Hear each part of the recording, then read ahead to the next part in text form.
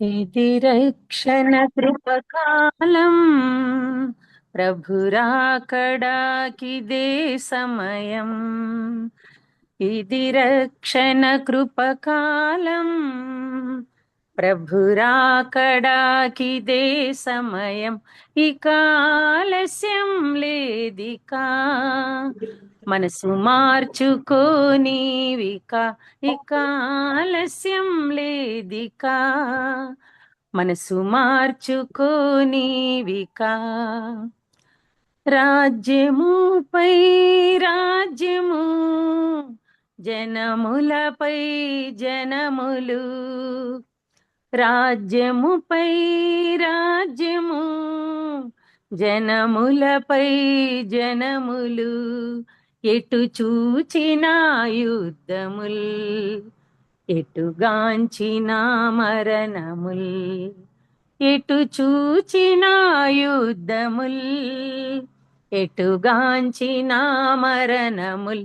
ఇది రక్షణ కృపకాలం ప్రభురాకడాకిదే సమయం. దేశమంతా క్షామమే, లోకమంతా శాంతియే. దేశమంతా క్షామమే, లోకమంతా శాంతియే. శ్రమకాలం మొదలాయే, యుగ సమాప్తి సమీపించే.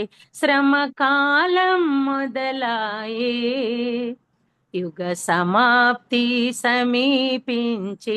ఇది రక్షణ కృపకాలం ప్రభురాకడాకిదే సమయం. అంత్యక్రీస్తు పాలన అతి శీఘ్రమే రానుండే. అంత్యక్రీస్తు పాలన అతి శీఘ్రమే రానుండే. విశ్వాసులకు నిందలు, భక్తులకు హింసలు. విశ్వాసులకు నిందలు, భక్తులకు హింసలు. ఇది రక్షణ కృపకాలం ప్రభురాకడాకిదే సమయం. మానవుడా మేలుకో, సోదరీ సిద్ధపడు. మానవుడా మేలుకో, సోదరీ సిద్ధపడు. నిర్లక్ష్యముగా నుండకు, సత్యాత్మకు లోబడు. నిర్లక్ష్యముగా నుండకు, సత్యాత్మకు లోబడు. ఇది రక్షణ కృపకాలం ప్రభురాకడాకిదే సమయం. ఇక ఆలస్యం లేదికా మనసు మార్చుకోనీవిక. ఇక ఆలస్యం లేదికా మనసు మార్చుకోనీవిక. వందనాలు. వందనాలు మంజు. చక్కటి పాట పాడావు. నిజమే, ఇది రక్షణ కృపకాలం ప్రభు రాకడకి ఇదే సమయము. ఇక ఆలస్యం లేదుక మనసు మార్చుకోనివిక. నిజమే, మనము రాకడ దినాల్లో ఉంటున్నాము. ఎన్నోసార్లుగా మనము వాక్యం ద్వారా హెచ్చరించబడతా ఉన్నాం, కానీ మనం సిద్ధపడి ఉన్నామో లేదా అని మనం పరీక్షించుకోవాలా. లేఖనాలు రాయబడినట్లుగా జనం మీదకి జనము, రాజ్యం మీదకి రాజ్యం, కరో కాటకాలు, భూకంపాలు ఇవన్నీ జరుగుతూనే ఉన్నాయి. వాటి అన్నిటిని మనం కళ్ళారా చూస్తూనే ఉన్నాం. కాబట్టి మనము సిద్ధపడి ఉండాలని హెచ్చరిస్తూ మరొకసారి చక్కటి పాట పాడి వినిపించినటువంటి షమీంకు ఎస్తరి ప్రేయర్ వారి తరపున వందనాలు తెలియజేస్తున్నాను. వందనాలు షమీం. వందనాలు మంజు. మనకు షమీమే మనకు వాక్య సందేశాన్ని అందిస్తారు. మనకు షమీము సుపరిచితురాలే, మళ్ళా పరిచయం చేయని అవసరం లేదనుకుంటాను. కాబట్టి అందరూ సెల్ ఫోన్ మ్యూట్ ఉంచుకొని వాటిని జాగ్రత్తగా వాక్యాన్ని వినవలసిందిగా కోరుతున్నాను. వందనాలు షమీం. వందనాలు మంజు. సరే, మనం మరి శ్రేష్టమైన సమయానికి ప్రభు మనందరినీ సమకూర్చారు. మరి లేఖన భాగాల్లోకి వెళ్దాం. మనము 2వ తిమోతి 4వ అధ్యాయం 7వ వచనం చదువుకుందాము. 2వ తిమోతి 4వ అధ్యాయం 7వ వచనం. ఎవరైనా చదువుతానంటే చదవచ్చు, మా చాలా రెఫరెన్స్లు ఉన్నాయి.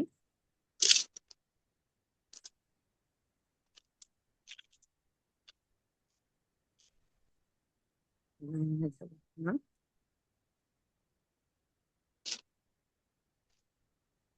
4:7 2వ తిమోతి చదువుకుందాము. మంచి పోరాటము పోరాడుతుని, నా పరుగు కడముట్టించుతుని, విశ్వాసము కాపాడుకుంటుని. ఓకే, చిన్న మాట ప్రార్థన చేసుకుందాము. మహాపరిశుద్ధుడా, మహాఘనుడా, మహోన్నతుడా, నిత్య నివాసివైన మా ప్రియ పరలోకపు తండ్రి, మారని మార్పు లేని దేవుడవు స్వామి. ఎంత గొప్ప దేవుడవు, ఘనుడవు, ఆశ్చర్య అద్భుత క్రియలు చేయువాడవు. ఇహపరములలో మీలాంటి దేవుడు ఎవరు లేనందుకై మీకు స్తోత్రాలు చెల్లించుకుంటున్నాం ప్రభువా. మింటను యెహోవాకు సాటి అయిన వారెవరు లేరు ప్రభువా. నాయన మీకు మీరే సాటి లేని మేటైన గొప్ప దేవుడు తండ్రి ప్రభువా. నాయనా తండ్రి, సాయంకాల సమయంలో ప్రభువా మమ్మల్ని అందరినీ మీరు సమకూర్చారు తండ్రి. మీ మెల్లని చల్లని స్వరం వినడానికి దేవా, మీ పాదముల చెంత మీరు మాకు జీవం ఇచ్చారు గనుక ఏం నేర్చుకోవాలని ఆశపడి మీరు సమకూర్చారో తండ్రి, మీ చిత్తం మీ ఆశ నెరవేర్చబడినట్లుగా తండ్రి మీరు మాతో మాట్లాడండి. నేను నిష్ప్రయోజకురాలిని ప్రభువా తండ్రి. నాయన మరి మా సమయము అయా తండ్రి, మా యొక్క ఆత్మీయ క్షేమము కొరకు మా సమయం వ్యర్థం కాకుండా ప్రభు, నేను మాట్లాడితే వ్యర్థమే కదా నాయన దేవా, మీరు మాట్లాడండి తండ్రి.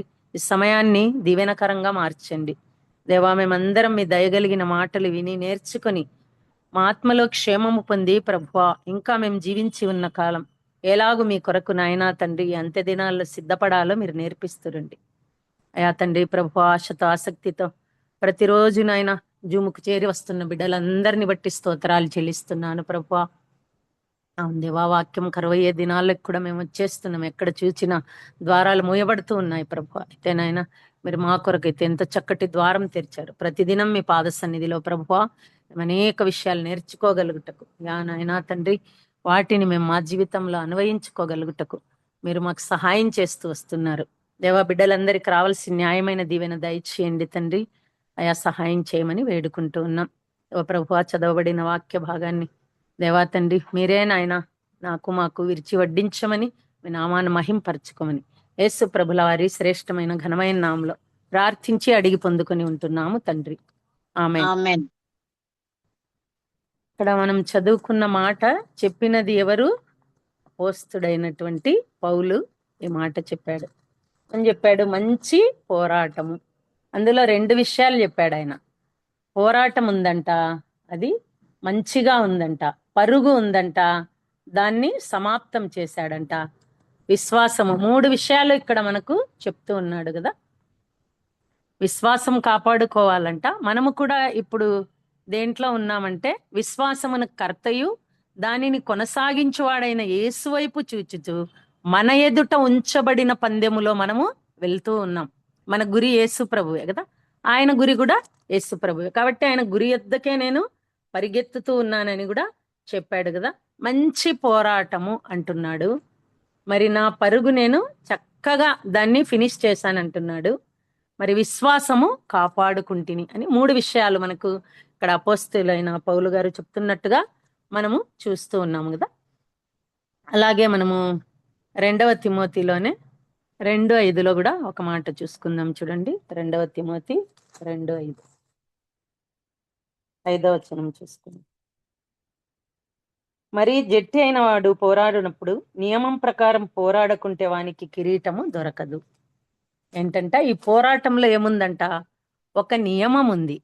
అయితే ఆ నియమము ప్రకారం మనం పోరాడకుంటే మనకి కిరీటము దొరకదు అని మనం చదువుకుంటూ ఉన్నాం. అయితే ఇక్కడ ఈయనేం చెప్తాడు అపోస్తుడైన పౌలు 8వ వచనం చూసుకుంటే, ఇక మీదట నా కొరకు నీతి కిరీటం ఉంచబడి ఉన్నది. ఆ దినమందు నీతి గల న్యాయాధిపతి అయిన ప్రభు అది నాకు మాత్రమే కాకుండా తన ప్రత్యక్షతను అపేక్షించే వారందరికీ అనుగ్రహించును. అంటే ఆయన ముందే చెప్పేస్తున్నాడు, నా కొరకు నీతి కిరీటం ఉంచబడింది. అయితే ఇక్కడ ఏమంటున్నాడు, నియమం ప్రకారం పోరాడకుంటే మనకు కిరీటము దొరకదంట. అంటే ఇప్పుడు ఎవరు నియమం ప్రకారం పోరాడారు? అపోస్తుడైనటువంటి పౌలు. ఆయన ఎలా ఉన్నాడో, తర్వాత ఎలా మారాడో ఆ విషయాలన్నీ మనకు తెలుసు కదా. మొదట నేను హానికరుడను, దూషకుడను, హింసకుడను అన్నాడు. తర్వాత దమస్కులో నన్ను ప్రభువు దర్శించినప్పుడు, అంటే ఎక్కడికి వెళ్ళినా కూడా తన సాక్ష్యాన్ని చెప్పే ఆయన స్వార్థను ప్రకటించినట్టుగా మనం చూస్తూ ఉన్నాం అనమాట. అయితే ఆయన అంటూ ఉన్నాడు, నేను చక్కగా నా పరుగుని కడముట్టించాను, మరి నా విశ్వాసం కాపాడుకున్నాను, నా కొరకు నీతి కిరీటం ఉంచబడింది అంటే ఇక్కడ మరీ చెప్తూ ఉన్నాడు ఇదే అధ్యాయంలో, నియమం ప్రకారం పోరాడకుంటే కిరీటము రాదు అని చెప్తున్నాడు. ఈ రెండు విషయాలు మనం ఆలోచన చేస్తే మరి కదా, ఎవరైతే చక్కగా నిజంగా ప్రభు వైపు చూస్తూ ఈ లోకంలో ఏది ఆశించకుండా నియమం ప్రకారం పరిగెత్తుతారో వాళ్ళకి నిజంగా కిరీటము దొరుకుతుంది. అయితే ఈ లోకంలో పరుగు పందాలు పెట్టినప్పుడు మీరు అందరూ చూసింటారు, వారికి కొన్ని నియమాలు ఉంటాయి, వారికి కొన్ని క్వాలిఫికేషన్స్ ఉంటాయి. ఉండే వాళ్ళనే వాళ్ళు తీసుకుంటారనమాట. ఎవరిని పడితే వాళ్ళని వాళ్ళు తీసుకోరు, కొంతమందిని వాళ్ళు సెలెక్ట్ చేసుకుంటారు. అయితే ప్రభువు కూడా లోకంలో నుంచి మనల్ని ఏం చేశాడు, ఆయన ప్రత్యేకపరిచాడు, ఏర్పాటు చేసుకున్నాడు కదా. ఎంతో మందికి లేనటువంటి భాగ్యం మనకిచ్చాడు మన ప్రియ ప్రభువు. కాబట్టి వాళ్ళు సెలెక్ట్ చేసుకొని ఏం చేస్తారంటే వాళ్ళకున్న క్వాలిఫికేషన్స్ ని బట్టి వారి కోచింగ్ ఇచ్చి నేర్పిస్తారంట. నేర్పించినప్పుడు వాళ్ళు ఏం చేయాలా, ఆ కోచ్ చెప్పిన విధంగానే వాళ్ళు పరిగెత్తాల. వారి ఇష్టానుసారంగా వారు పరిగెత్తడానికి వీల్లేదు. ఆ కోచ్ ఏదైతే ట్రైనింగ్ ఇచ్చి ఉంటాడో దాని ప్రకారమే వాళ్ళు పరిగెత్తాలంట. అయితే వారు చేసే వ్యాయామాల కొరకు, ఆ ఫిట్నెస్ కొరకు వారు ఏం చేస్తారంట, అనేకమైన వాళ్ళకి ఇష్టమైన తిండి అవన్నీ కూడా వాళ్ళు వదులుకుంటారంట. వారి షూ స్పెషల్ గా ఉంటాయంట, వారి డ్రెస్ కోడ్ కూడా వాళ్ళని చూస్తూనే మనము చెప్పేస్తామంట, ఓ వీళ్ళు రన్నింగ్ కాంపిటీషన్ లో ఉన్నవాళ్ళు. అయితే లోకంలో ఇలాగున్నప్పుడు మరి మన ప్రభువు మనల్ని లోకంలో నుంచి ఏర్పరచుకొని ప్రత్యేకపరిచి కదా రక్షణతో మనల్ని అలంకరించాడు ప్రభు. వాళ్ళని చూసినప్పుడు ఎలాగైతే ప్రజలు గుర్తుపడుతున్నారో అలాగ నిన్ను నన్ను చూసినప్పుడు కూడా మనం దేవుని బిడ్డలము అని గుర్తుపట్టగలగాలి లోకం. అలాంటి రక్షణ వస్త్రం మనకు మన ప్రభు ఇచ్చాడు కదా. అయితే నియమం ప్రకారం పోరాడకుంటే కిరీటము దొరకదు అని చెప్తూ ఉన్నాడు కదా. అదే 1 తిమోతి 1 అధ్యాయం 18 చూసుకుందాం చూడండి. 1 తిమోతి 1 అధ్యాయం 18. నా కుమారుడవైన తిమోతి, నీవు విశ్వాసమును మంచి మనస్సాక్షి కలిగిన వాడవై నిన్ను గూర్చి ముందుగా చెప్పబడిన ప్రవచముల చొప్పున ఈ మంచి పోరాటము పోరాడవలనని వాటిని బట్టి ఆజ్ఞను నీకు అప్పగించుచున్నాను. ఇక్కడ 2 విషయాలు చెప్పాడు, విశ్వాసము, మనస్సాక్షి. ఇవి 2 కూడా మనము పరిగెత్తే ఈ పరుగు పందెంలో మన ప్రభు వైపు చూస్తూ మనం విశ్వాసమును కర్త అయిన వాని వైపు వెళ్తున్నప్పుడు మనలో ఈ క్వాలిఫికేషన్స్ ఉండాలన్నమాట. విశ్వాసం ఉండాలి, మంచి మనస్సాక్షి కలిగి ఉండాలి. విశ్వాసం అంటే ఏంటి? మనకు బైబిల్ ప్రకారం అయితే నిరీక్షింపబడుతున్న వాటి యొక్క నిజస్వరూపం. విశ్వాసం అంటే చూడకనే మనకు తెలియకున్నా నమ్మి వెళ్ళడమే విశ్వాసం కదా. మరి అలాగైతే దేవుడు ఒక్కడే అని నమ్మడం విశ్వాసం అంటే యాకోబు పత్రికలో అంటాడు కదా, దయ్యములు కూడా నమ్మి వణుకుచున్నాయి. కాబట్టి మరి దయ్యాలకు విశ్వాసం ఉన్నట్ట లేదు కదా. కాబట్టి విశ్వాసం అంటే ఏంటనేది మనం హెబ్రీ పత్రికలో చూస్తే ఎన్నో విషయాలు అక్కడ మనకు తెలుస్తాయి అన్నమాట. అయితే విశ్వాసంలో ఏమున్నాయో చూద్దాం చూడండి. 2 పేతురు 1 అధ్యాయము 2 పేతురు 1 అధ్యాయము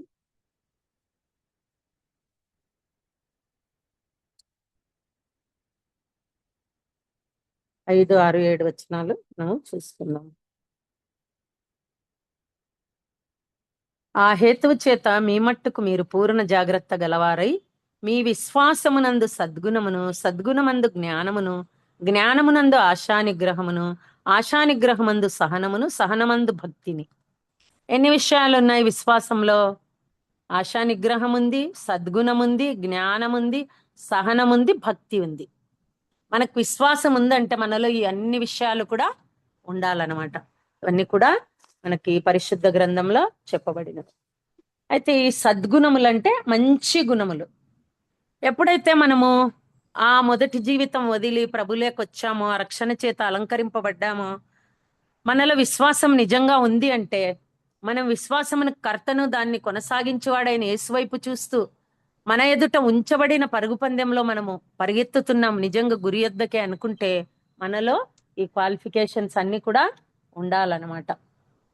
సద్గుణములు, మంచి గుణములు ఉండాలి. తర్వాత జ్ఞానం ఉండాలి, ఆశా నిగ్రహం ఉండాలి, సహనం ఉండాలి, భక్తి ఉండాలి కదా.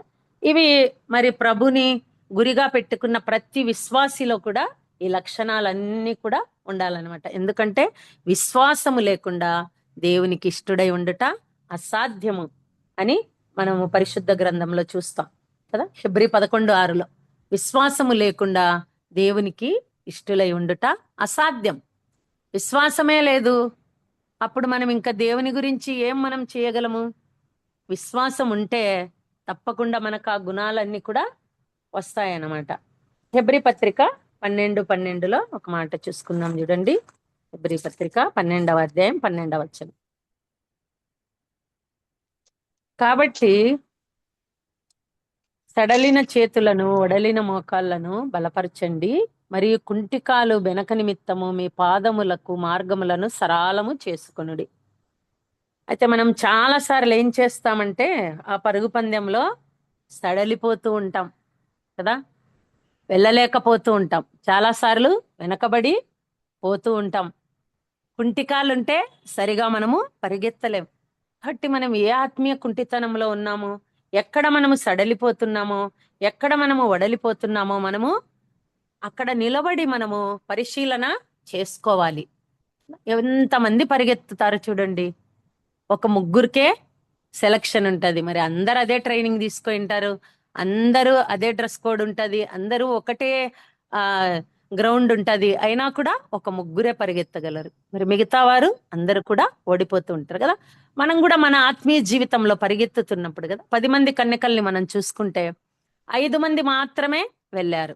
సేమ్ అన్ని సరిపోయినాయి, అక్కడ దాకా వచ్చారు, తలుపు దాకా. అయితే 5 మంది మరి వెళ్ళలేకపోయారు. ఏమనుకున్నారంటే, వాళ్ళల్లో వాళ్ళు అనుకోవడం అంటే వాళ్ళ స్వనీతి అనమాట. మేము చక్కగా ఉన్నాము, మాకు అన్ని ఉన్నాయి, మేము కూడా వెళ్ళిపోతాం కదా. చాలా సార్లు మనం కూడా ఏమనుకుంటూ ఉంటామంటే, మనం చక్కగా పరిగెత్తుతూ ఉన్నాము, ఇది కరెక్ట్ మార్గమే, ఇందులోనే మనము వెళ్తాము కదా.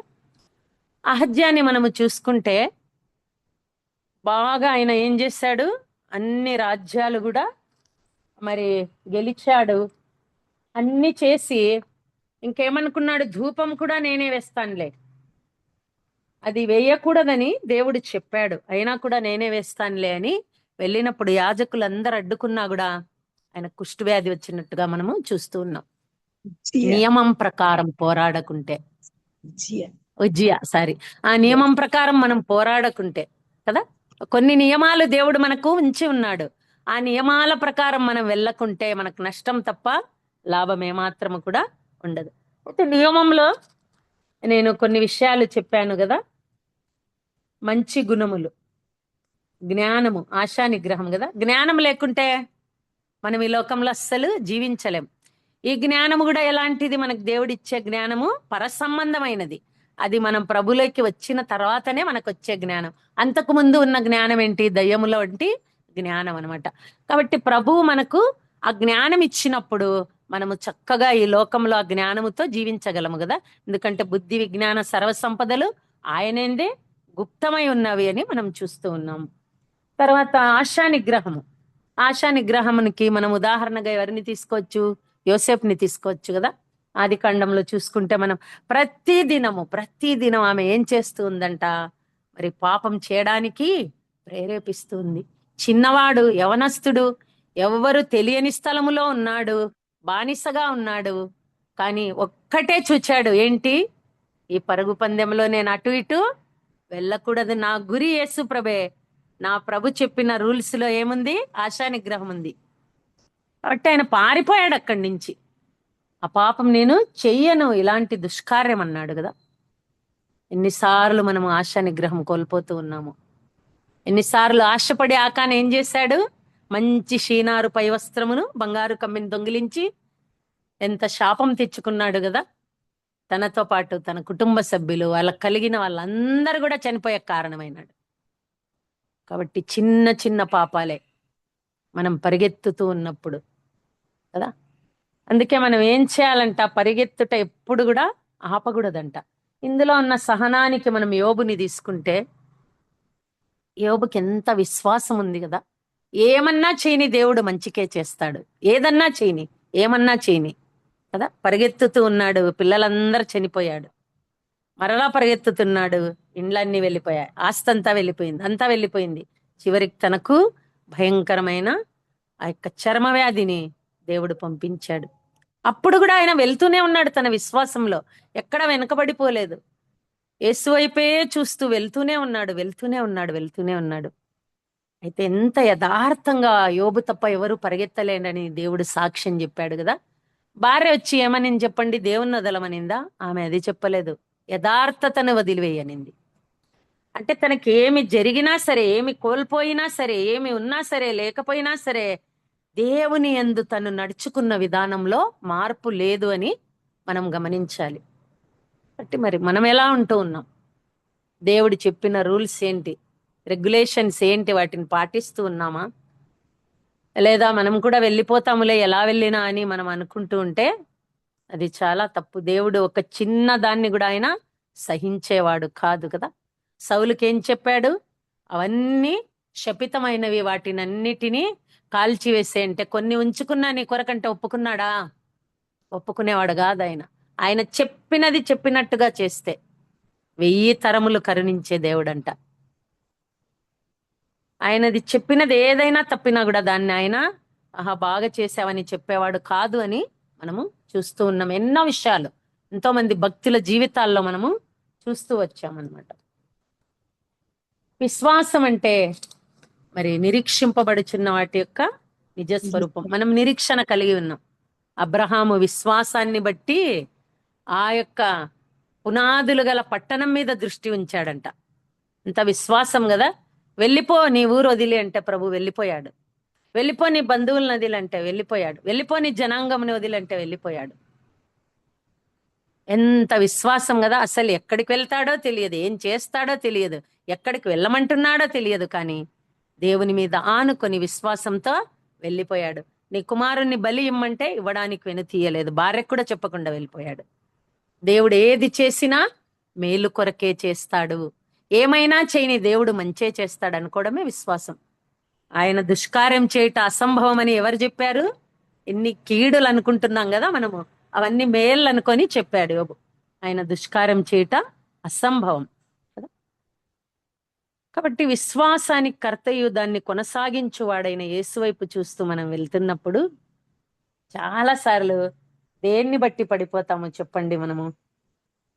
ఆశా నిగ్రహం లేక కదా, మంచి మనస్సాక్షి లేక, సహనం లేక, ఓర్పు లేక మనం ఎన్నోసార్లు పడిపోతూ ఉంటాం. అయితే హెబ్రీ పత్రికలోనే ఒక మాట చూసుకుందాం మనము. హెబ్రీ పత్రిక 11:33 చూసుకున్నాము. 11:33. వారు విశ్వాసము ద్వారా రాజ్యములను జయించిరి, నీతి కార్యములను జరిగించిరి, వాగ్దానములను పొందిరి, సింహాల నోళ్లను మూసిరి, అగ్నిబలమును చల్లార్చిరి, ఖడ్గధారలను తప్పించుకొనిరి, బలహీనులుగా ఉండి బలపరచబడిరి, యుద్ధములో పరాక్రమశాలులైరి, అన్యుల సేనలను పారద్రోలిరి, స్త్రీలు మృతులైన తమ వారిని మరలా పొందిరి. అసలు ఇక్కడ మనము ఇది విశ్వాస వీరుల పట్టిక అంటారు కదా. దీన్ని మనం చదువుకుంటే నిజంగా ఎన్ని కార్యాలు చేశారు కదా వాళ్ళు. విశ్వాసమును బట్టి హేబేలు కయీని కంటే శ్రేష్టమైన బలి అర్పించాడంట. విశ్వాసం విశ్వాసం విశ్వాసం అనే మాటే ఉంటది ఈ అధ్యాయం అంతా కూడా కదా. విశ్వాసమును బట్టి నీతిమంతుడని సాక్ష్యము పొందెను కయీను. కాబట్టి విశ్వాసమును బట్టి వీళ్ళు ఏం చేశారు? రాజ్యాలనే జయించారంట. మరి మన విశ్వాసం ఎంత ఎంత మన విశ్వాసం? మనం ఏమి చేయలేకపోతున్నాం ఈ దినాల్లో. ఒక రోగి కోసం ప్రార్థన చేస్తే ఆ రోగి బాగు కావడం లేదు, ఏదన్నా వద్దు అనుకుంటే అది జరగడం లేదు. అంటే మనం నిజంగా ప్రభు మీద విశ్వాసంతో ఆనుకోలేదనా? మరేం చేశారంటే రాజ్యాల్ని జయించి, నీతి కార్యాలు జరిగించి, వాగ్దానాలు పొంది, సింహాల నోళ్లు మూసి, దానియేల్ని తీసుకొని వెళ్తే ఏమన్నాడు దానియేలు అగ్నిగుండంలో వేస్తూ ఉంటే? మా దేవుడు రక్షించుటకు సమర్థుడు, ఒకవేళ రక్షించకపోయినా పర్వాలేదు. అంతే, వారు ఏమాత్రం తొలగిపోలేదు వారి పోరాటంలో నుంచి, వారి పరుగులో నుంచి. వెళ్తూనే ఉన్నారు. చివరికి దేవుడు రక్షించాడు వాళ్ళని. మరి సింహాల బోన్లో వేస్తే సింహాల నోళ్ళే మూసేశాడు దేవుడు. నమ్మడం, ఏమన్నా చేసుకోపోయినా దేవుడు ఉన్నాడు. ఒకవేళ చెయ్యకపోయినా పర్లే, అది మేలుకే ఉంటది. మేలేంటి? అపోస్తుడైన పౌలు ఏమన్నాడు? బ్రతుకుట క్రీస్తు, చావైతే లాభం. అది ఎంత గొప్ప మేలు. అలా నమ్మి వీళ్ళు ఎన్నో కార్యాలు చేసినట్టుగా మనము చూస్తూ ఉన్నాము కదా. విశ్వాసాన్ని బట్టే మోషే మరి ఐగుప్తుని వదిలి వచ్చేశాడు. విశ్వాసమును బట్టి శారా కూడా వాగ్దానము చేసిన వాడు నమ్మదగిన వాడని నమ్మింది. మృతతుల్యమైన గర్భములో మరి శక్తిని పొంది కుమారుణ్ణి కనింది కదా. విశ్వాసమును బట్టి ఇస్సాకు జరగబో సంగతుల విషయమై యాకోబును ఏశావును ఆశీర్వదించాడు. విశ్వాసమును బట్టి ఆసాన కాలమందు యోసేపు కుమారులలో ఒక్కొక్కరిని ఆశీర్వదించి తన చేతికర మీద ఆనుకుని దేవునికి నమస్కారము చేశాడు. చూడండి ఎన్ని మాటలు. విశ్వాసమును బట్టి వారు పొడి నేల మీద నడిచినట్లు ఎర్ర సముద్రంలో పడి నడిచిపోయిరి కదా. ఐగుప్తులు అలాగూ చేయి చూచి మునిగిపోయిరు. ఎంత విశ్వాసం కదా. నీళ్లు నిలబడ్డాయి, వెళ్ళండి అంటే వాళ్ళు ఇంకా ఏమీ సంకోచించకుండా వెళ్ళిపోయారు. దేవుడు ద్వారం తెరిచాడు మన కొరకు అని. మరి మోషే కూడా దేవుడు ఏది చెప్తే అది. ఎంత విశ్వాసం కదా. కర్ర కొట్టు, సముద్రం రెండుగా విడిపోతుందంటే ఇంకో మాట అడగకుండా ఆయన కొట్టేస్తూ వచ్చాడు. కాబట్టి విశ్వాసం, మన విశ్వాస పాలెంత. మన విశ్వాస యాత్రలో మనం ఎలా విశ్వాసం మీద ఆనుకుంటూ ఉన్నాం కదా. నయగారా జలపాతం అని ఒకటి ఉంది, అది మీకు అందరికీ తెలుసు, అమెరికాలో ఉంటుంది అనుకుంటా. ఒక వ్యక్తి ఆ సైడ్ నుంచి ఈ సైడ్కి వెళ్తున్నాడంట, ఒక సన్నని తాడు కట్టుకొని. మొత్తానికి చేరుకున్నాడంట. ఆ చివరికి అందరు చాలా పొగిడారంట. మళ్ళీ నేను వెళ్ళగలనా అన్నాడంట. వెళ్తావు, నువ్వు తప్ప ఎవరు వెళ్తారు, నువ్వు ఎంత గొప్పవానివి, ఎంత చక్కగా చేశావు అని పొగుడుతూ ఉంటే, మరి ఒక ఇద్దరు రండి తీసుకెళ్తాను అన్నాడంట. ఒక్కరు కూడా వెళ్ళలేదంట. ఎందుకు? భయం, పడిపోతామేమో, పడేస్తాడేమో, ఆయన మనల్ని తీసుకెళ్ళలేడేమో అని.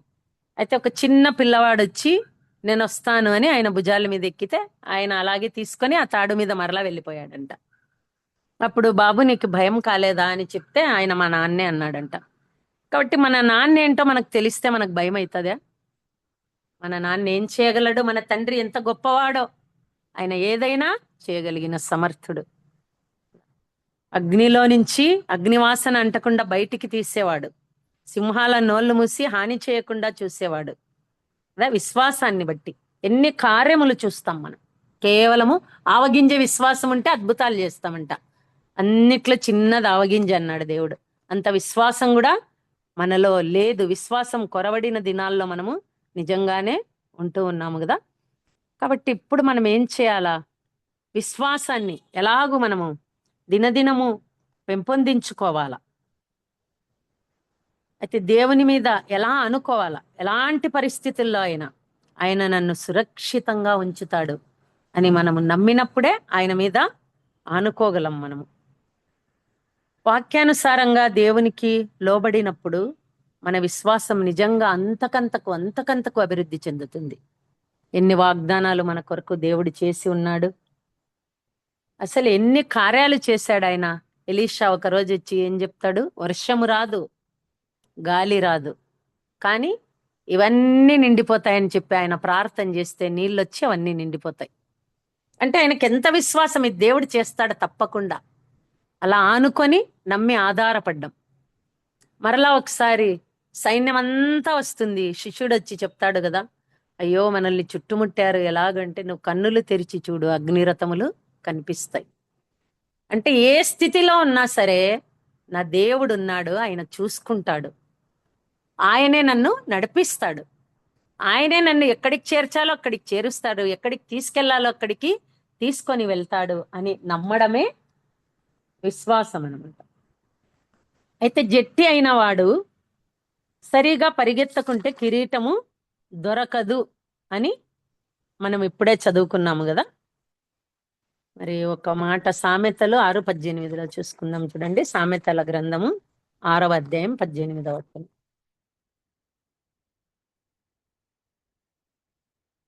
ఎవరు చదవట్లేదేంటి?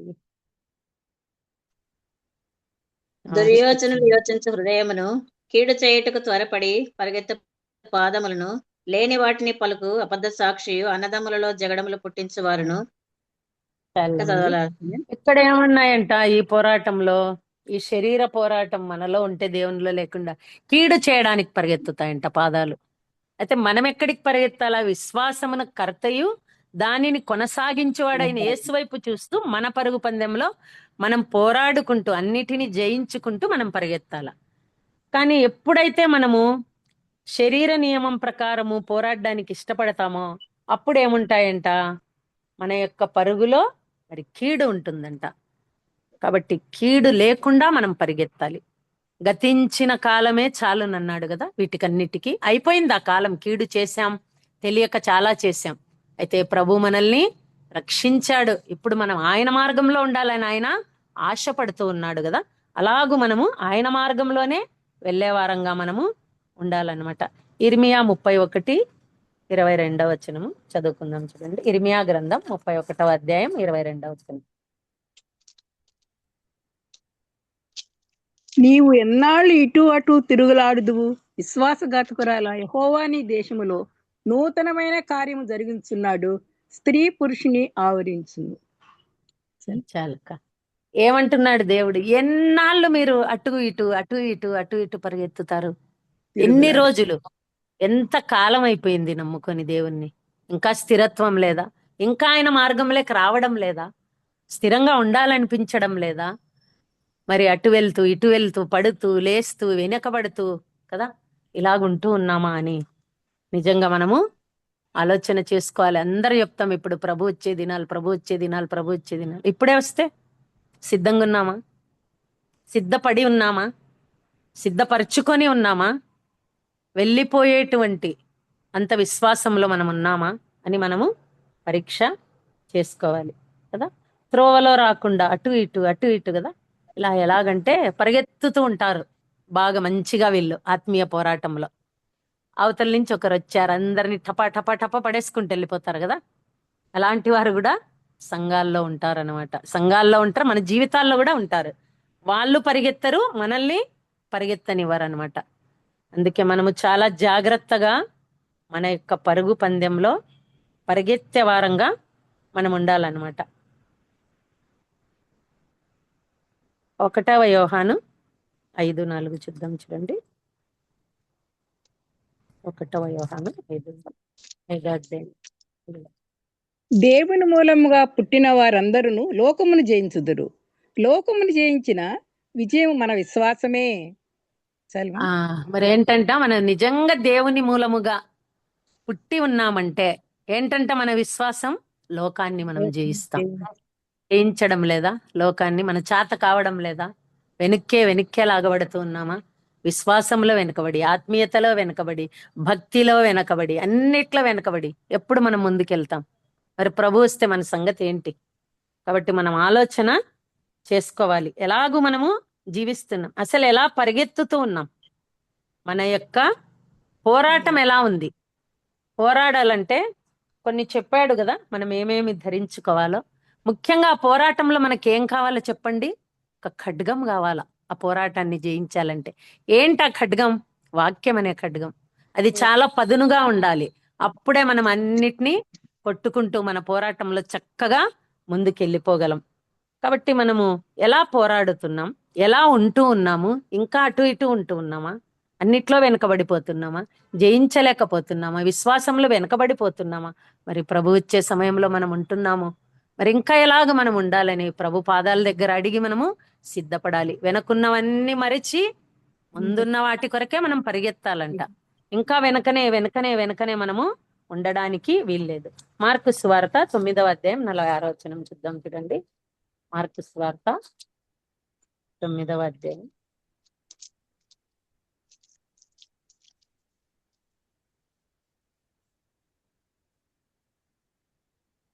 ఈ పాదములను అభ్యంతరపరచిన ఎడల దానిని నరికివేయము.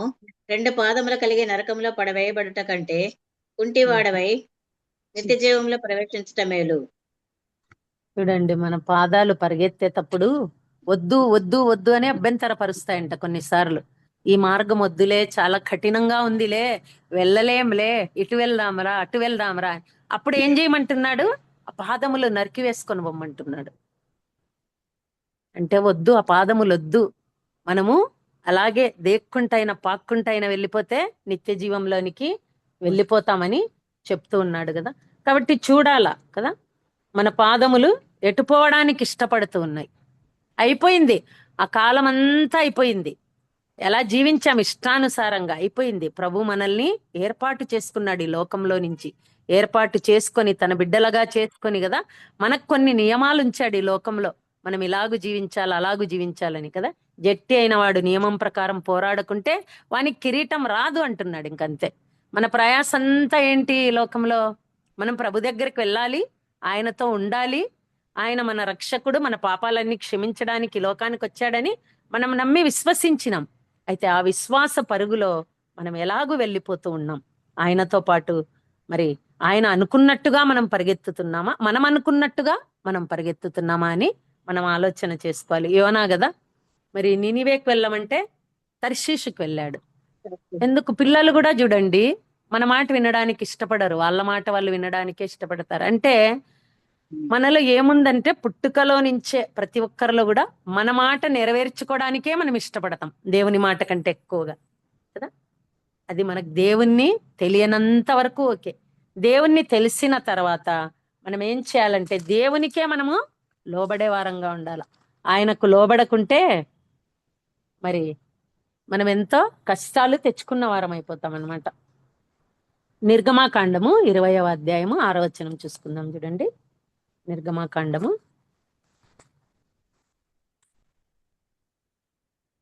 20వ అధ్యాయం 6వ వచనం అక్క.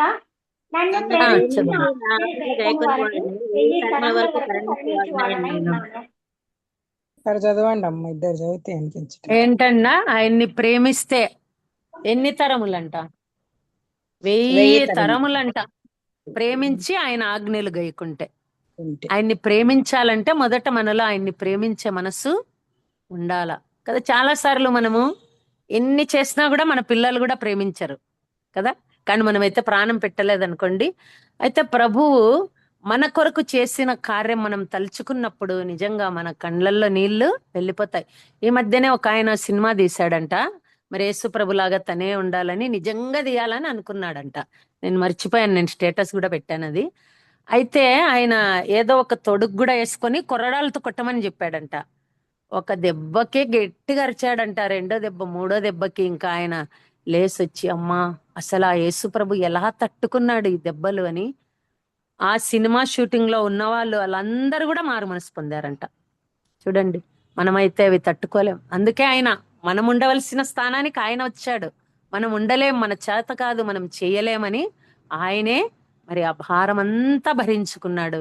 40 కొరడా దెబ్బలు కదా. ఆయన మన కొరకు మరి తన యొక్క మాంసాన్ని, రక్తాన్ని, సమస్తాన్ని మనకే మరి అప్పగించి ఆయన కోరుకుండేదేంటి? ఏంటి ఆయన అడిగేది? ద్వితీయోపదేశ కాండం చూడండి 10వ అధ్యాయం 13వ వచనం. ఆయన మన నుంచి ఏమి కోరుకుంటున్నాడో చూస్తాము. ద్వితీయోపదేశ కాండం 10వ అధ్యాయం 13వ వచనం.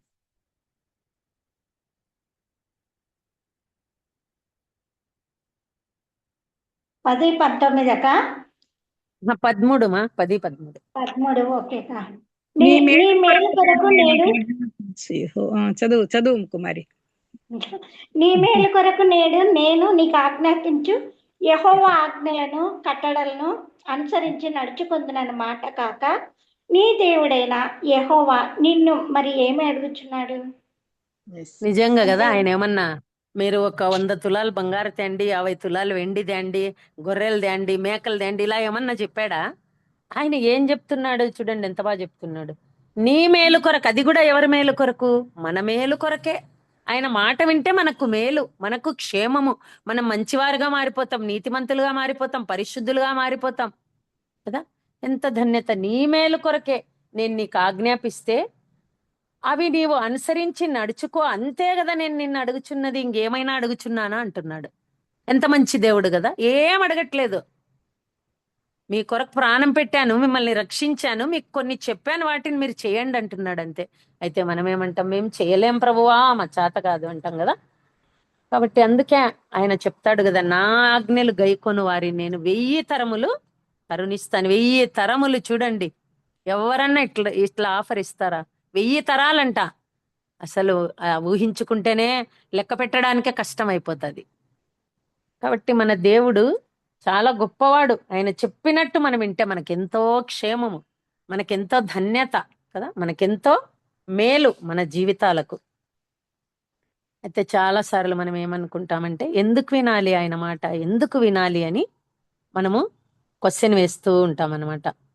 మార్కు సువార్త 10వ అధ్యాయం 19వ వచనం. మార్కు సువార్త 10వ అధ్యాయం 19వ వచనం.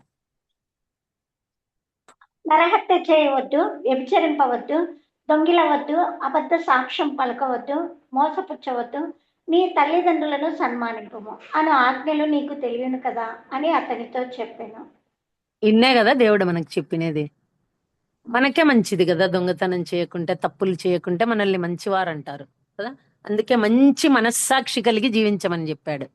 విశ్వాసం ఉండాలంట, మంచి సాక్ష్యం ఉండాలంట.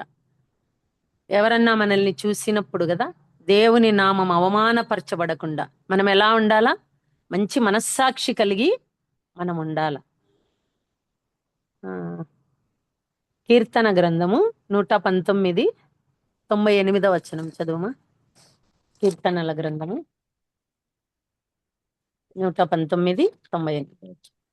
98కా? చదువు. ఓకే. నీ ఆజ్ఞలు నిత్యము నాకు తోడుగా ఉన్నవి, నా శత్రువులను మించిన జ్ఞానం అవి నాకు కలగజేయుచున్నవి. ఆ ఆజ్ఞలు మనకు పాటిస్తే మనకు వచ్చే లాభం ఏంటి?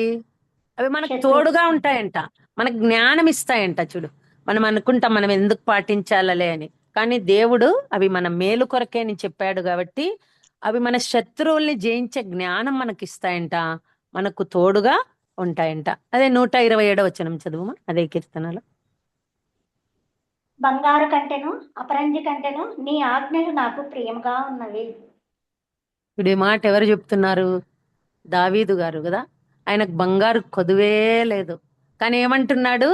ఈ బంగారు కంటే కూడా నాకు నీ ఆజ్ఞలే నాకు ఇష్టం అంటున్నాడు. నాకు ప్రియముగా ఉన్నాయి ఆ ఆజ్ఞలు, నేను పాటిస్తాను అని ఆయన చెప్తూ ఉన్నాడు కదా. 143 చదువు. శ్రమయు వేదనయు నన్ను పట్టి ఉన్నవి, అయినను నీ ఆజ్ఞలు నాకు సంతోషం కలగజేయుచున్నవి. మనకు శ్రమలు వచ్చినా, వేదనలు కలిగిన, జబ్బులు వచ్చినా, ఏమొచ్చినా మనకు సంతోషం కలిగించేవేంటంట? ఆయన యొక్క ఆజ్ఞలు. కాబట్టి మనం ఏ స్థితిలో ఉన్నా సరే ఆయన ఆజ్ఞలు మనం పాటిస్తూ ఉన్నప్పుడు అవి మనకు తోడుగా ఉంటాయి, సంతోషాన్ని కలిగిస్తాయి, మరి మనకు శత్రువులను జయించే జ్ఞానం ఇస్తాయి, ఎంతో మేలు మనకు చేస్తాయి అన్నమాట. యోహాను సువార్త 15వ అధ్యాయం 10వ వచనం. యోహాను సువార్త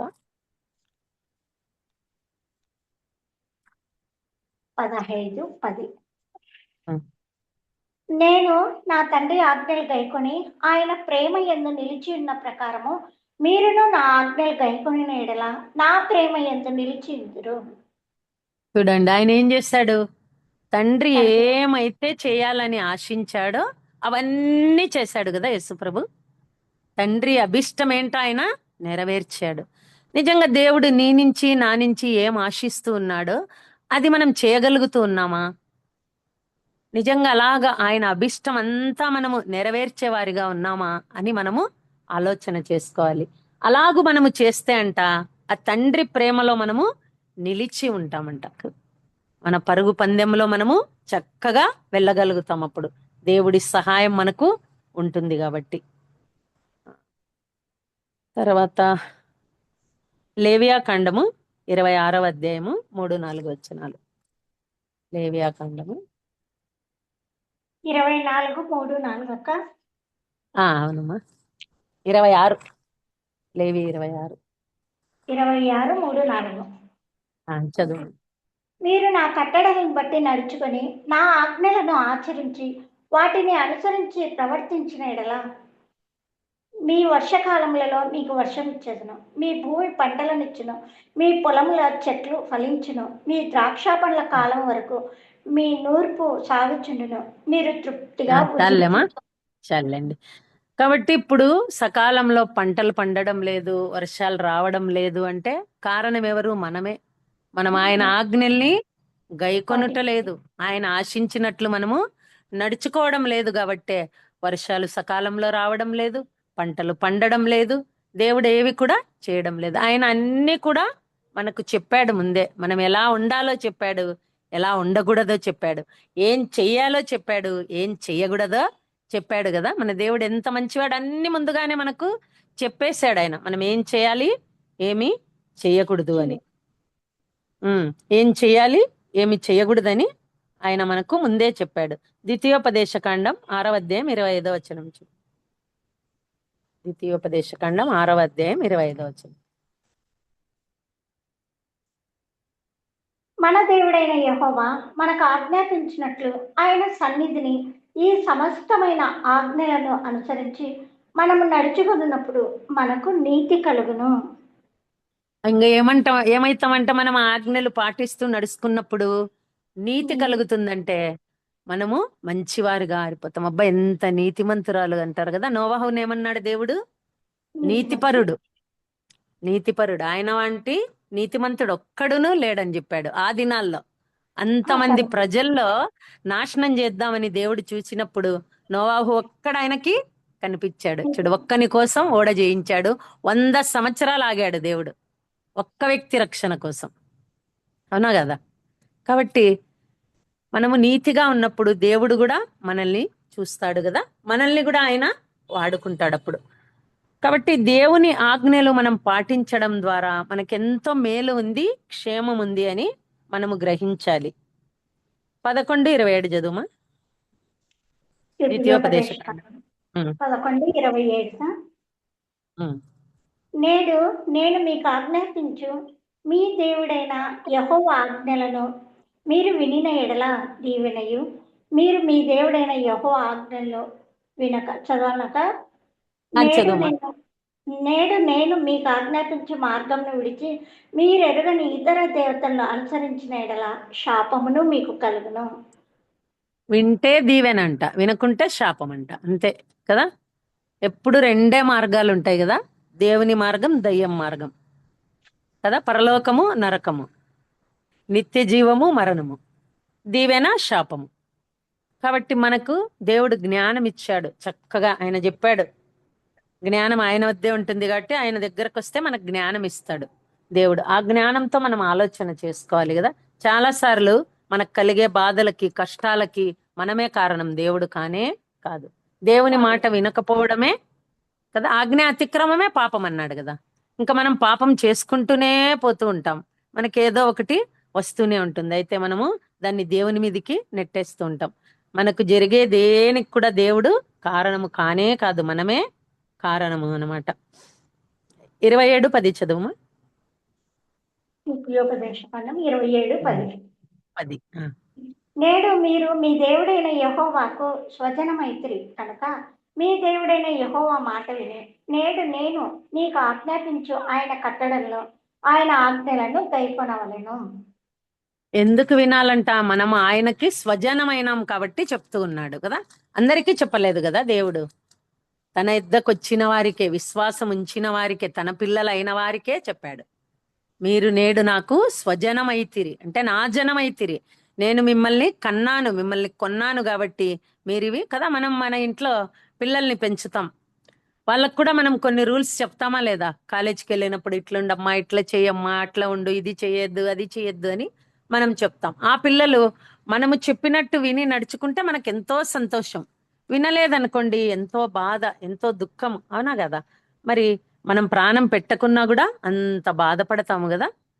మరి ప్రాణం పెట్టి తన స్వజనంగా చేసుకున్న దేవుడు మనం ఆయన ఆజ్ఞలు వినాలని, మరి ఆ పరుగు పందెములో కదా జట్టి అయిన వాడు నియమం ప్రకారం పోరాడకుంటే కిరీటం రాదు కాబట్టి నియమం ప్రకారము పోరాడిన వాళ్ళు కదా. పౌలు చెప్పాడు, నేను పోరాడి తిని కడముట్టించి తిని అన్నాడు. చక్కగా పోరాడాను, నేను మంచిగా పోరాడాను, కాబట్టి మీరు దాన్ని ఫాలో కండి అని చెప్తూ ఉన్నాడు.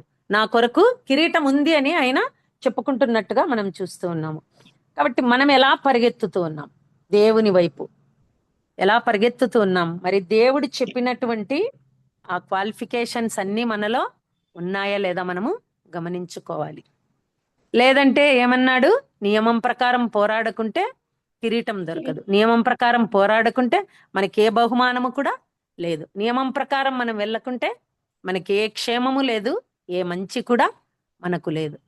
కాబట్టి కొన్ని నియమాలు కదా, ఆత్మ నియమం పెట్టాడు దేవుడు, ఆత్మకు కూడా నియమం పెట్టాడు. శరీరం ఆత్మకు, ఆత్మ శరీరానికి విరోధంగా ఉంది కాబట్టి మనము శరీరేచ్ఛలను చంపివేసి ఆత్మానుసారంగా జీవించాలని ఒక నియమం దేవుడు మన కొరకు పెట్టి ఉన్నట్టుగా మనము చూస్తూ ఉన్నాం అన్నమాట. కాబట్టి ఇవన్నీ మనము విన్న తర్వాత, వినకుంటే మనకు జరిగేటువంటి నష్టాలేంటి, కష్టం ఏంటి? ద్వితీయోపదేశ ఖండం 4వ అధ్యాయం 2వ వచనం చూడమా. 4:2. మీ దేవుడైన యెహోవా ఇచ్చిన ఆజ్ఞలను మీకు ఆజ్ఞాపించుచున్నాను. వాటిని గైకొనుట యందు నేను మీకు ఆజ్ఞాపించిన మాటతో దేనిని కలపకూడదు, దానిలో నుండి దేనిని తీసివేయకూడదు. దేవుడు ఏమైతే చెప్పాడో అదే ఫాలో కావాలా మనము. చాలా సార్లు ఇది దేవునికి ఇష్టమేలే, ఇట్లయినా దేవుడు ఒప్పుకుంటాడులే, ఇదైనా సరిపోతుందిలే అని మనము అనుకోకూడదు. మనం అనుకుంటే దేవుడు దాన్ని మెచ్చుకోడు కదా. దేవుడు ఏది చెప్తే అలాగ చేస్తేనే ఆయన మెచ్చుకుంటాడు. గాని మనము కొన్ని కలిపివేసుకొని మా పెద్దోళ్ళు ఇట్లా చేశారులే, ఇట్లా చేయొచ్చులే అని మనం చేసినప్పుడు దేవుడు మనల్ని మెచ్చుకునేవానిగా ఉండడు అనమాట. కాబట్టి మనం దేవుడు ఏం చెప్పాడో జాగ్రత్తగా 6:17 చదువుమా, అదే అధ్యాయం. 6వ అధ్యాయము 17వ వచనం. మీ దేవుడైన యెహోవా ఆజ్ఞలను అనగా ఆయన నీకు నియమించిన శాసనములను కట్టడలను జాగ్రత్తగా ఆచరింపవలెను. ఎలా ఆచరింపుకోవాలంట? మనము జాగ్రత్తగా 10 సార్లు ఆలోచన చేయాలి. ఇది కరెక్టే కదా, ఇది దేవుడు చెప్పినదే కదా, నేను కరెక్ట్ గానే పరిగెత్తుతున్నాను కదా, నేను సరిగానే పోరాడుతూ ఉన్నాను కదా కదా. మనకు తెలియకుంటే మనం దేవుణ్ణి అడగాలి. ఇంకా లేదంటే పెద్దలు ఉంటారు కదా, బాగా జ్ఞానం సంపాదించిన వాళ్ళు, వాళ్ళనైనా అడగాలి. లేదంటే మనమే వాక్యంలో చదువుకొని మనం చూసుకొని సరి చేసుకొని మనము పరిగెత్తే వారంగా మనం ఉండాలి. చాలా జాగ్రత్తగా అన్నాడు, జాగ్రత్తగా జాగ్రత్తగా జాగ్రత్తగా మనము అవన్నీ కూడా చేయవలసిన వారంగా మనము ఉండాలన్నమాట. 11-13 చదువు ద్వితీయోపదేశ ఖండము.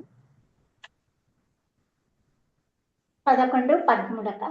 కాబట్టి మీ పూర్ణ హృదయంతోనూ మీ పూర్ణ ఆత్మతోనూ మీ దేవుడైన యెహోవాను ప్రేమించి ఆయనను సేవింపవలనని నేడు నేను మీకిచ్చు ఆజ్ఞలను మీరు జాగ్రత్తగా వినిన ఎడల. చదవనాక 14 కూడా. మీ దేశమునకు వర్షము అనగా తొలకరి వానను కడవరి వానను. అక్క రావట్లేదు వాయిస్. 12-13 చదువు. 8వ అధ్యాయము 11, 12, 13 రాలేదక్క? హలో, ఇప్పుడు వచ్చింది. 8వ అధ్యాయము 11, 8వ అధ్యాయం 11వ వచనం, 11, 12, 13. కాబట్టి నేడు నేను నీకు ఆజ్ఞాపించు ధర్మము అనగా విధులను కట్టడలను మీరు అనుసరించి నడుచుకునవలను. మీరు ఈ విధులను విని వాటిని అనుసరించి నడుచుకుని ఎడల నీ దేవుడైన యెహోవా తాను నీ పితరులతో ప్రమాణం చేసిన నిబంధనను నెరవేర్చి నీకు కృప చూపును. ఆయన ఏది చదువుతున్నాము? 8, 11. సరే, నేను చదువుతాలే, తీశాను. నేడు నేను నీకు ఆజ్ఞాపించు ఆయన ఆజ్ఞలను చదువుతాలే. ఆయన ఆజ్ఞలను విధులను కట్టడలను నీవు అనుసరింపక నీ దేవుడైన యెహోవాను మరచి కడుపార తిని మంచి ఇండ్లు కట్టించుకుని వాటిలో నివసింపగా నీ పశువులు నీ గొర్రె మేకలను వృద్ధి నీకు వెండి బంగారంను విస్తరించి నీకు కలిగినదంతయు వర్ధిల్లినప్పుడు నీ మనస్సు మదించి దాసుల గృహమైన ఐగుప్తు దేశంలో నుండి నిన్ను రప్పించిన నీ దేవుడైన యెహోవాను మరచెదవేమో. చాలమ్మా. ఏంటంట, ఏం చేస్తామంట మనం ఇంకా బాగా దేవుడు అన్ని ఇచ్చినప్పుడు అవన్నీ మర్చిపోయి విధులను అనుసరింపక కదా, మరిచి కడుపారా తిని మంచి ఇండ్లు కట్టుకొని కదా. గొర్రె మేకలు సమృద్ధి అయి వెండి బంగారములు విస్తరించి అంత బాగా వర్ధిల్లినప్పుడు ఏం చేస్తామంట, ఇక ఈ మాటలు చదువుకుంటే మనకు భయం వేస్తుంది కదా. నీ మనస్సు మదించి అంటే కొవ్వు పట్టి బాగా కొలెస్ట్రాల్ ఎక్కువైపోయి ఏం చేస్తామంట, దేవుణ్ణి మనము మర్చిపోయే స్థానానికి మనము వస్తామంట కదా. ఎంత భయం వేస్తుంది మనకి ఇలాంటి మాటలు చదువుకున్నప్పుడు. దేవుడు అన్ని ఇస్తున్నాడు, అన్ని ఇస్తున్నాడు. ఆయన దీర్ఘశాంతపరుడు. ఆయన నిమిషమాత్రం కోపగించిన వాత్సల్యం చూపుతాడు. దినదినం ఆయనకు నూతనంగా మన పట్ల వాత్సల్యత పుడుతుంది. ఆయన క్షమించుటకు సిద్ధ మనస్సు కలవాడు కదా. అయితే అవన్నీ మనం ఏం చేస్తామంటే, ఇంతేలే దేవుడు ఏమి చేయలే అనుకొని మనం అన్ని కూడా మనకు బాగా సమృద్ధి కలిగినప్పుడు ఆయన ఆజ్ఞలు పాటించము. ఇంకా బాగా మనము కదా మదించి కడుపారా తిని ఇంకా నాకింతకంటే దేవుడు ఎందుకులే అనుకొని ఆయన్ని మర్చిపోతామంట. అయితే భయంకరమైనటువంటి పరిస్థితిలో దాని కింద ఆయన రాశాడు ఏమని, తాపకరమైన పాములు తేళ్లు కలిగి ఎడారి అయి నీళ్లు లేని భయంకరమైన కదా ఆ గొప్ప అరణ్యంలో నడిపించినది. ఇవన్నీ చదువుకున్న తర్వాత ఎన్ని విషయాలు చెప్తాడంటే ఆయన, ఎంత శాపం వస్తుందో. మనం ఇందాక 28-15 చదివామమ్మా, అది చదువు, దాంట్లో ఉంటది. వినకుంటే ఏమేమి శాపాలు వస్తాయి. 28-15 28వ అధ్యాయము ద్వితీయోపదేశకాండము 15వ వచనం. మరియు యెహోవా నీకిచ్చేదనని నీ పితరులతో ప్రమాణం చేసిన దేశమున యెహోవా నీ గర్భఫల విషయంలోను, నీ పశువుల విషయంలోను, నీ నేల పంట విషయంలోను నీకు సమృద్ధిగా మేలు కలుగజేయను.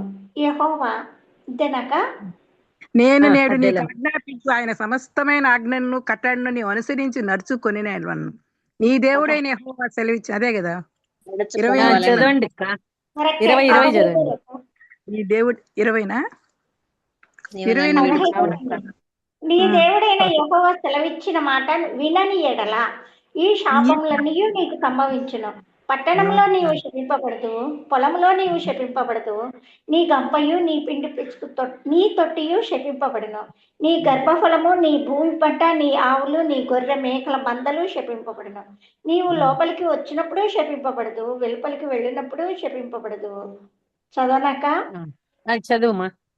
నీవు నన్ను విడిచి చేసిన నీ దుష్కార్యముల చేత నీవు హతము చేయబడి వేగంగా నశించే వరకు నీవు చేయబోనుకొన్న కార్యములన్నిటి విషయంలోనూ యెహోవా శాపమును, కలవరమును, గద్దింపును నీ మీదకి తెప్పించు. చాలమ్మా. మనం ఎవరైనా కోరుకుంటామండి శాపం కావాలని. ఏమ్మా, అందరం మనం ఏమనుకుంటాం, మన పిల్లలకు దీవెన. ఆశీర్వాదం కావాల, మనకు ఆశీర్వాదం కావాల, దీవెన కావాల, ఇంకా మంచిగా ఉండాలని. అయితే ఇక్కడ ఏం చెప్తున్నాడు చూడు, భయం వేస్తుంది కదా చదువుకుంటే. లోపలికి వెళ్తే శాపం, బయటికి వస్తే శాపం, పట్టణంలో ఉంటే శాపం, పొలములో ఉంటే శాపం, పిండి పిసుక్కుంటే శాపము కదా, గర్భఫలం విషయంలో శాపం, ఆవుల మేకల విషయంలో శాపం. బాబా కదా. కాబట్టి నీవు నన్ను విడిచి చేసిన దుష్కార్యముల చేత, కాబట్టి దేవునికి విరోధంగా మనం ఏమీ చేయకూడదు. ఆయనకి ఇష్టం లేని కార్యాలు మనం ఏమీ చేయకూడదు. చెయ్యడానికి కూడా మనకు ఆలోచన రాకూడదు. మనం భయపడాలి. దేవుని యందు మనము భయభక్తులు కలిగి జీవించాలి కదా. కలవరం రప్పిస్తాడంట, గద్దింపు అంట, ఏముండదు. ఇంకా నెమ్మది అనేది నీకు దూరం చేశాను. ఇంకా కింద చదువుకుంటే తెగులు నిన్ను వెంటాడును, తెగుళ్ళు పంపిస్తాడంట. మహాతాపము చేత, మంట చేత, కంకి కాటు చేత, బూజు చేత నిన్ను కొట్టును, నీవు నశించు వరకు అవి నిన్ను తరమును. భయం వేస్తుందిలే మనకు, ఎందుకు మనకు శాపాలు? ఏదో ప్రభువా నువ్వు చెప్పినట్టిని ఆ దీవెనలు మేము తెచ్చుకుంటాంలే నాయన అనుకోవాలి మనం.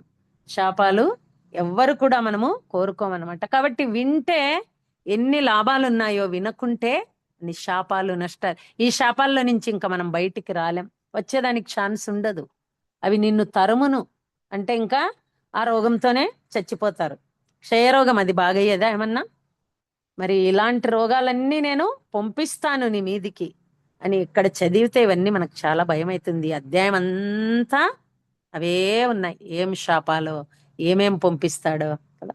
కాబట్టి మనము యెహోవా మాట శ్రద్ధగా విని ఆయన ఆజ్ఞాపించిన ఆజ్ఞలన్నిటినీ అనుసరించి నడుచుకుంటే నీ దేవుడైన యెహోవా భూమి మీదనున్న సమస్త జనముల కంటే నిన్ను హెచ్చించును. 28లో ఈ మాట ఉంది, ద్వితీయోపదేశకాండం 1వ వచనం. ఒకటో వచ్చిన కాబట్టి మనం విని నడుచుకుందాము. ఆయన మనల్ని హెచ్చిస్తాడంట, పైవారిగా ఉంచుతాడంట, అందరిలో ఆశీర్వాద కారణంగా ఉంచుతాడంట కదా. కాబట్టి మనము పరిగెత్తుతున్నామా నియమం ప్రకారము?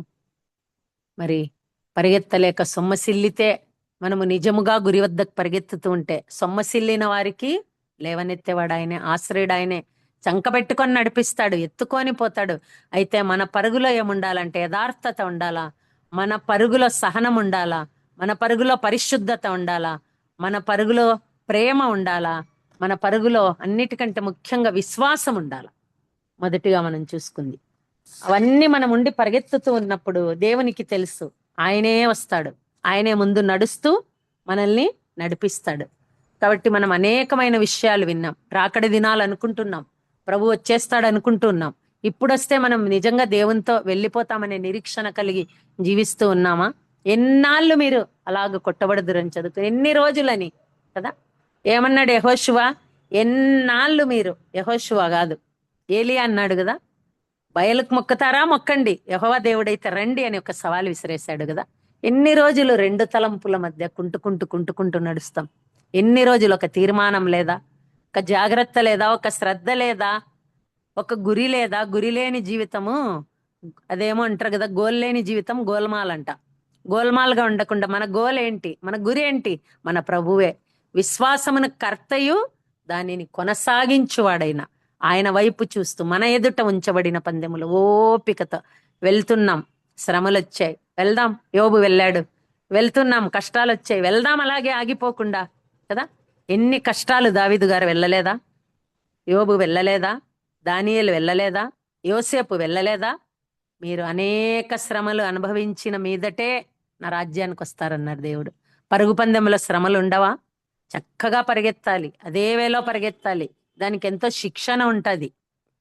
మరి మనకెంత శిక్షణ మన దేవుడు ఇస్తున్నాడు, ఎన్ని వాక్యాలు వింటున్నాం మనం, ఎంత రోజు మనకు చక్కటి సమృద్ధి అయిన ఆహారము ఉంచబడతా ఉంది. మరి అందులో మనము అయితే దేవుడు చెప్పేదంతా ఒకటే, ఆజ్ఞ అతిక్రమం పాపము, నా ఆజ్ఞలు వినాలా, నా మాట వినాలా, మీరు లోబడాలా, నేను చెప్పినట్టు జీవించాలా, అదే ఆయన కోరుకునేది. ఇంతే కదా, నీ దేవుడైన యెహోవా నిన్ను అడుగుచున్నాడని కూడా మనం చదువుకున్నాం. కాబట్టి మనం ఎలా పరిగెత్తుతున్నామో మనము జాగ్రత్తగా ఆలోచన చేసుకోవాలి. ఇది కరెక్టేనా, ఇది నిజమేనా, ఇది దేవుడు అనుమతించిందేనా అని మనం ఆలోచన చేసుకుంటూ, మరి పౌలు గారు అన్నట్టుగా మంచి పోరాడాలి. మనం కూడా పరుగు కడముట్టించాలి. ఒకవేళ ప్రభు వస్తే వెళ్ళిపోతాం, రాకుంటే మన పరుగు కూడా చక్కగా మనము తుదముట్టించాలి. విశ్వాసం కాపాడుకోవాలి. అన్నిటికంటే ముఖ్యంగా విశ్వాసంలో అనేకులు భ్రష్టులు అయిపోయారు కదా, తమ్ము తాము పొడుచుకొని, దేని చేత? ఆయా వాటి చేత, పిల్లల చేత, భర్తల చేత, ఆస్తుల చేత, డబ్బు చేత కదా. అవేవి కూడా మన వెంట రావని మనకు తెలుసు. కానీ విశ్వాస భ్రష్టత్వంలో పడిపోయిన వారు అనేకులు ఉన్నారనమాట. కాబట్టి మనమైతే మన విశ్వాసాన్ని కాపాడుకోవాలి. ఆ విశ్వాసంలో ఏమేమి ఉన్నాయో అవన్నీ మనలో ఉండాలని కూడా నేను చెప్పాను కదా. విశ్వాసంలో ఏమేమి ఉన్నాయి 5 విషయాలు చెప్పాను నేను. సద్గుణము, మంచి గుణం ఉండాల ఫస్ట్, తర్వాత జ్ఞానం ఉండాల, తర్వాత ఆశా నిగ్రహం, సహనము, భక్తి. ఈ 5 విషయాలు విశ్వాసంలో ఉన్నాయి. 1 పేతురు 1, 5, 6, 7 ఆ విషయాలు ఉన్నాయి. కాబట్టి ఇవన్నీ మనలో ఉన్నాయో లేదో మనము చూసుకోవాలా. ఎంత సహనం కదా యోబుకి, ఎంత జరిగినా కూడా సహనం కోల్పోలేదు. అందుకే భార్య యథార్థత వదలవా అనింది, దేవుని వదలవా అనలేదు. యథార్థత వదిలేయంగా అనింది. ఇంకా ఏం యథార్థత అయ్యా అంటే, ఆయన ఏ స్థితిలో ఉన్నా కూడా ఆ గురి ఎక్కడ నిలుపుకున్నాడు? దేవుని వైపే నిలుపుకున్నాడు. ఏమైనా జరగని, ఏమన్నా కాని నా ప్రభు ఉన్నాడు, నేను వెళ్తాను. మరి వెళ్ళుటలో మరలా అన్ని ఇచ్చాడు కదా ప్రభువు. అన్ని వద్దనుకున్నాడు, నాకేమి వద్దనుకున్నాడు, కానీ దేవుడు మళ్ళీ అన్ని కూడా ఇచ్చాడు. యోసేపు కూడా నాకేమి వద్దనుకొని మరి వచ్చేశాడు. అయితే దేవుడు ఏం చేశాడు? మళ్ళీ ఆ యొక్క దేశంలోనే తీసుకొని వెళ్ళి అధిపతిగా చేశాడు. కాబట్టి మనం వేటినైతే ఆశపడి పరిగెత్తుతామో అవి మనకు దొరకవు. మనం ప్రభు వైపు పరిగెత్తుతున్నప్పుడు ఇవన్నీ కూడా మనకు ప్రభువు సమకూర్చేవాడిగా ఉన్నాడు. మనం చదువుకున్నాం ఇందాక కదా, మిమ్మల్ని అందరికంటే ఎక్కువగా హెచ్చిస్తాను. కాబట్టి ఈ విషయాలు మనం జాగ్రత్తగా మననం చేసుకొని మరి ప్రభు వైపు చూస్తూ నిజంగా మన పరుగు చక్కగా ఉందా లేదా అని మనము ఆలోచన చేసుకోవాలి. ఎలా పరిగెత్తుతున్నాం. జట్టి అయిన వాడు నియమం ప్రకారం పోరాడకుంటే, విశ్వాసి అయిన వాడు నియమం ప్రకారం వెళ్ళకుంటే మరి ఆ గురి ఎద్దకు చేరలేడు కదా. మరి ఆ విశ్వాసంలో నియమాలేంటో మనం చక్కగా అన్ని కూడా ఆలోచన చేసుకుని ఆ విధంగా పరిగెత్తడానికి ప్రభు మనకట్టి కృపను దయచేయునుగాక. ఆమేన్. వందనాలు షమీం. అన్నాళ్ళు మంజు. చక్కటి వాక్యాన్ని